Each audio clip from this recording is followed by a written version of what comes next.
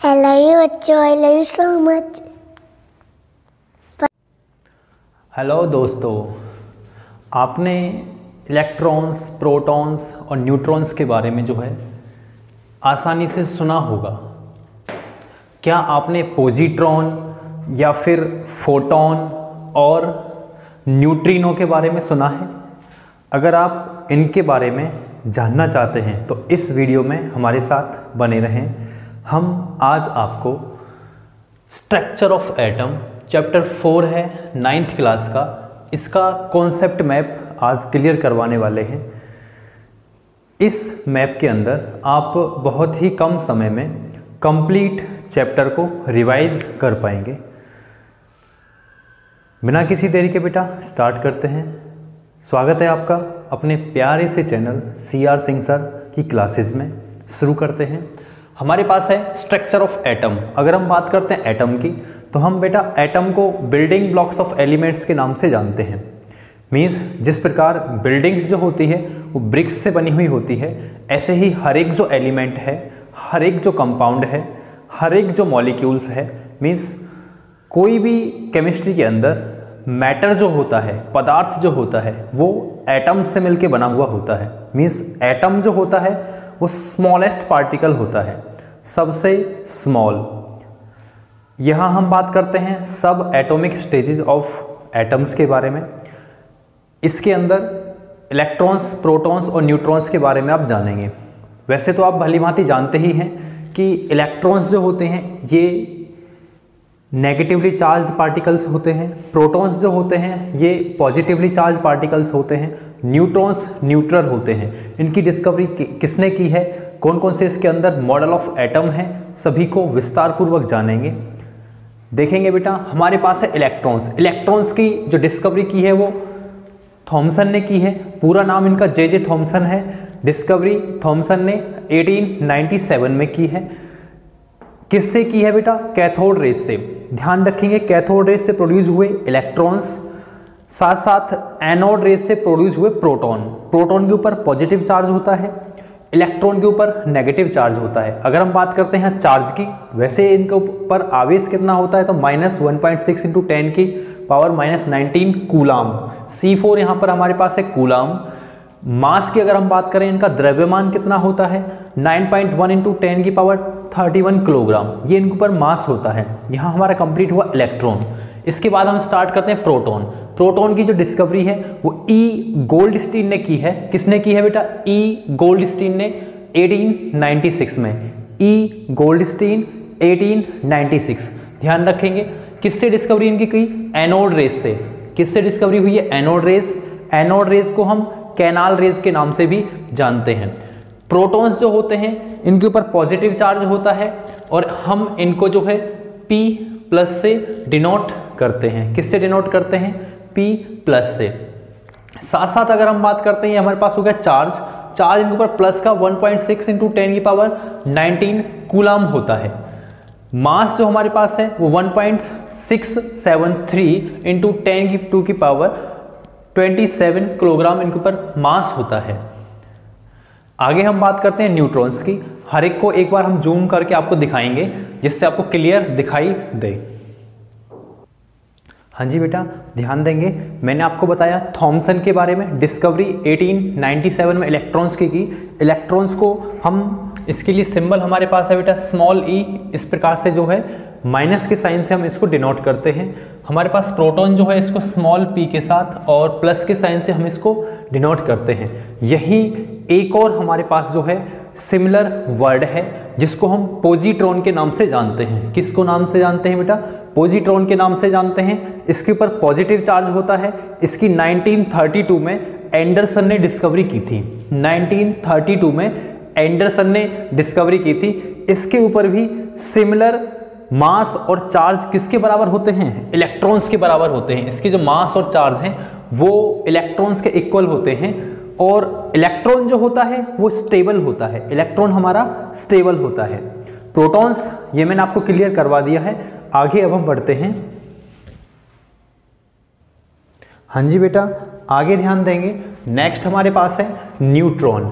Neutron को हम बेटा स्मॉल सिंबल n से डिनोट करते हैं। न्यूट्रॉन्स की डिस्कवरी जेम्स चैडविक ने की थी। न्यूट्रॉन्स की डिस्कवरी जेम्स चैडविक ने 1932 में की थी। इसकी डिस्कवरी 1896 में हुई है, इसकी डिस्कवरी 1897 में हुई है।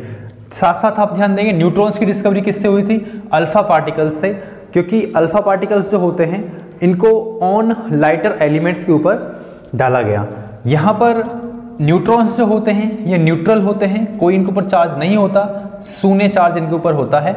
मास की अगर हम बात करें तो इनका जो हमारे पास मास है वो सेम होता है प्रोटॉन्स के। तो प्रोटॉन्स का इन दोनों का जो मास है वो हमारे पास सिमिलर होता है।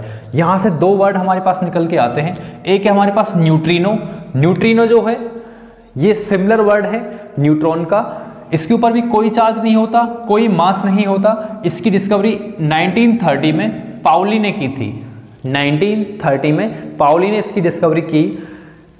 न्यूट्रॉन्स का जो काम है अगर हम बात करते हैं तो इनका जो वर्क है वो कैंसर के ट्रीटमेंट में और न्यूक्लियर फिजन में हम इसका प्रयोग करते हैं, इसको हम नाभिकीय विखंडन कहते हैं।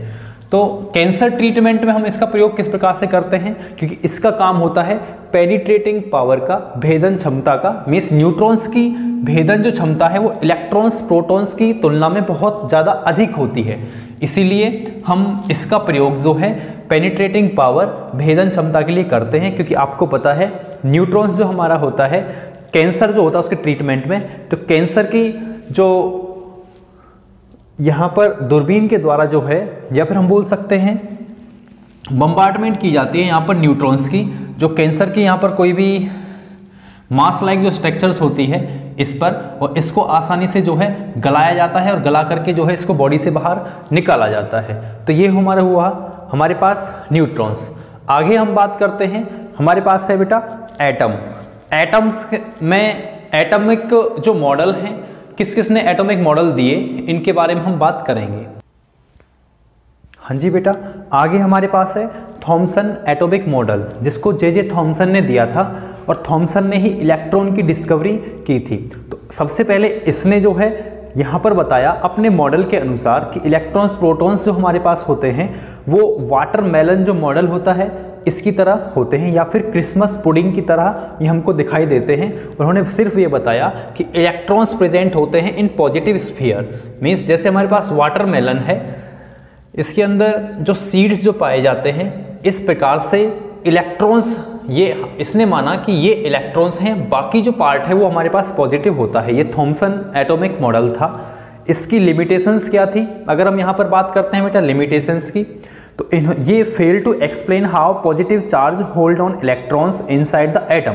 तो इन्होंने ये सिद्ध ही नहीं कर पाए कि किस प्रकार से पॉजिटिव जो चार्ज है वो इलेक्ट्रॉन्स को होल्ड करके रखता है एटम के अंदर। तो सबसे पहले तो ये सिद्ध नहीं कर पाए। दूसरा, fail to explain atom stability, कि एटम जो होता है वो स्टेबल होता है या नहीं होता है, इसकी स्टेबिलिटी के बारे में उन्होंने कुछ भी अपनी राय नहीं दी। साथ साथ थर्ड जो इसकी इंपॉर्टेंट लिमिटेशन थी, did not mention any about the nucleus of an atom. तो इन्होंने ये नहीं बताया कि न्यूक्लियस ऑफ एटम जो होता है किस प्रकार से जो है, इसके बारे में उन्होंने जो है इसके बारे में कुछ भी इसने मेंशन नहीं किया जे थॉमसन जी ने। किसके बारे में? न्यूक्लियस ऑफ एटम के बारे में सिर्फ इन्होंने बताया कि एटम जो हमारे पास है वो इलेक्ट्रॉन्स और प्रोटॉन्स के साथ बना हुआ होता है, और जो हमारे पास इलेक्ट्रॉन्स और जो प्रोटॉन्स होते हैं, इलेक्ट्रॉन्स प्रोटॉन्स के अंदर एम्बेडेड होते हैं, धसे हुए रहते हैं। दूसरा हमारे पास मॉडल है बेटा Rutherford model of atom. Rutherford model of atom की अगर हम बात करते हैं तो इसकी सबसे पहले एक और आप यहाँ ध्यान रखेंगे, रदरफोर्ड ने ही डिस्कवर्ड किया था किसको? न्यूक्लियस को। नाभिक की डिस्कवरी जो है रदरफोर्ड ने ही की थी। इन्होंने बताया कि एटम जो होता है, atom has maximum empty space. Atom के अंदर बहुत ही अधिक एम्प्टी स्पेस पाया जाता है, बहुत अधिक रिक्त स्थान होता है। Positive charge occupies less space. Positive जो चार्ज होता है बहुत कम स्पेस वो उसके अंदर ऑक्यूपाई करता है, पाया जाता है। साथ साथ न्यूक्लियस जो होता है इज़ वेरी स्मॉल। न्यूक्लियस बहुत छोटा होता है। पॉजिटिव चार्ज जो होता है वो ऑक्यूपाई करता है बहुत स्मॉल स्पेस को, और एटम्स जो होता है वो हमारे पास मैक्सिमम एम्प्टी स्पेस के अंदर पाया जाता है। इसकी कमियां क्या थी? इसकी लिमिटेशंस की अगर हम बात करते हैं, do not say anything about the arrangement of electrons in atom. इन्होंने सिर्फ ये नहीं बताया, इसके अंदर ये एक्सप्लेन ही नहीं कर पाए कि इलेक्ट्रॉन्स जो होते हैं उनका अरेंजमेंट किस प्रकार से होता है, किस प्रकार से वो मॉडल के अंदर, एटम के अंदर अरेंज होते हैं हमारे पास इलेक्ट्रॉन्स। साथ साथ ये could not explain stability of atom, तो इन्होंने जो है ये एक्सप्लेन नहीं कर पाए, किसको एक्सप्लेन नहीं कर पाए स्टेबिलिटी ऑफ एटम को, कि एटम जो होता है वो स्टेबल होता है कि नहीं। ऐसे ही जो थॉमसन थे वो भी एक्सप्लेन नहीं कर पाए स्टेबिलिटी ऑफ एटम को। दोनों के अंदर ये आएगी। यहाँ से आप एक और मेन जो टर्म है उसको जानेंगे, फोटोन। क्या है? फोटोन। जैसे प्रोटॉन होता है ऐसे हमारे पास एक न्यू वर्ड है फोटोन। फोटोन की अगर हम बात करते हैं तो हमारे पास बंडल्स ऑफ एनर्जी होते हैं या फिर पैकेट होते हैं ऊर्जा के, that move at the speed of light. जो लाइट जो है, प्रकाश जो है उसकी, हाँ जी बेटा दोबारा से ध्यान देंगे फोटॉन्स के ऊपर। ये ऐसे पैकेट्स ऑफ ऊर्जा के ऐसे बंडल्स होते हैं जो स्पीड ऑफ लाइट के साथ मूव करते हैं, लाइट के साथ जो है ऊर्जा के साथ ही मूव करते हैं। साथ साथ all type of electromagnetic waves are formed by photons. जितनी इलेक्ट्रोमैग्नेटिक वेव्स हैं मीन्स विद्युत चुंबकीय जो किरणें हैं वो हमारी किसके कारण उनकी फॉर्मेशन होती है? फोटॉन्स के कारण। बहुत ज़्यादा इंपॉर्टेंट है, ये आप ध्यान रखेंगे बहुत ज़्यादा। ठीक है, आगे हम नेक्स्ट टॉपिक करते हैं बोर्स मॉडल ऑफ एटम और एटॉमिक नंबर मीन्स आइसोटॉप्स और आइसोबार। इसके बाद हमारा चैप्टर फिनिश। हाँ जी बेटा, ये हमारे पास लास्ट टॉपिक इसका बचा हुआ है जो है बेटा हमारे पास Bohr's model of atom means Bohr's atomic model, जिसको बोर्स ने दिया था। इन्होंने जो है एटम्स के अंदर इलेक्ट्रॉन्स को, प्रोटॉन्स को और न्यूट्रॉन्स को डिस्ट्रीब्यूटेड किया। ठीक है, और डिस्ट्रीब्यूशन किसका किया बेटा? इलेक्ट्रॉन्स का सेल्स के अंदर। ठीक है, इन्होंने जो है एक रूल दिया 2n² का, कि हमारे पास जो फर्स्ट जो सेल होती है, हमारे पास जो इलेक्ट्रॉन्स होता है वो इस प्रकार से जो है इसके अंदर प्रोटॉन्स पाए जाते हैं न्यूक्लियस के अंदर, नाभिक के अंदर, और न्यूट्रॉन्स होते हैं जिनके ऊपर न्यूट्रल चार्ज होता है। साथ साथ फर्स्ट जो सेल होती है इन्होंने इसको बोला K सेल, सेकेंड जो सेल होती है इन्होंने इसको बोला L सेल, इसके बाद हमारे पास जो है M, और नेक्स्ट जो सेल है उसको बोला इन्होंने M और N, ये इन्होंने बताया। K सेल को हम नाम देंगे फर्स्ट का, ये सेकंड का, ये थर्ड का और ये बेटा फोर्थ का। तो 2n² में मीन्स अगर हमको ज्ञात करना है कि फर्स्ट सेल के अंदर कितने नंबर ऑफ इलेक्ट्रॉन्स आने हैं तो 2 × 1 का स्क्वायर, तो ये क्या होगा बेटा 2 × 1, जिससे हमारा निकलेगा 2। मीन्स फर्स्ट सेल के अंदर हमारे पास 2 इलेक्ट्रॉन्स होते हैं। वन मोर एग्जाम्पल, हमारे पास है सेकंड सेल तो 2 का स्क्वायर, 2 का स्क्वायर कितना हो गया बेटा 4 × 2, हमारे पास नंबर ऑफ इलेक्ट्रॉन्स की संख्या आई 8। मीन्स सेकंड जो सेल होती है L सेल, इसके अंदर हमारे पास नंबर ऑफ इलेक्ट्रॉन्स की संख्या 8 होती है। वैलेंस सेल है वैलेंस इलेक्ट्रॉन। वैलेंस सेल क्या होती हैं? ये जो सेल्स जो होती हैं, आउटर मोस्ट जो सेल होती है इसको हम वैलेंस सेल बोलते हैं।